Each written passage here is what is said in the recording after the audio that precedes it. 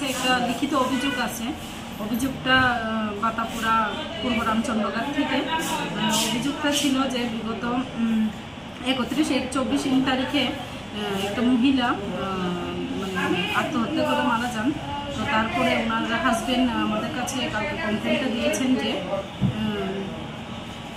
ওনার মানে উৎপীড়ন এবং উচ্ছৃঙ্খলতার কারণে ওনার স্ত্রী মারা গেছেন, এবং ওনার স্ত্রী মারা যাওয়ার পর থেকে নাকি ওই যে লোকটা তাই নিয়ে ওনার মেয়ে আছে 13 ইয়ার্সের, ওই মেয়েকে কুনজরে দেখে এবং বিভিন্ন সময় কুপ্রস্তাব দেয়, কথা বলে, এই ধরনের অভিযোগ করে। তারপরে গত 20 তারিখ নাকি লোকটা বাড়িতে ছিলেন, তখনই আবার নাকি এই এফএনএম রিকোয়েস্ট আবার ওদের বাড়িতে যায়।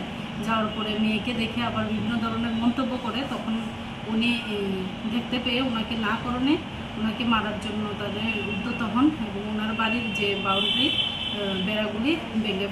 এই অভিযোগ মূলে আমরা একটা কেস রেজিস্টার করি বাইটে খয় women PS case number 2017 under section 306, 447, 354A, 506, 34 IPC এবং 12 of Protection of Children from Sexual Offences Act 2012 এবং on the basis of complaint আমরা যে accused person অনুপ দাসকে অ্যারেস্ট করি এবং আজকে কোর্টে ফরওয়ার্ড করা হচ্ছে।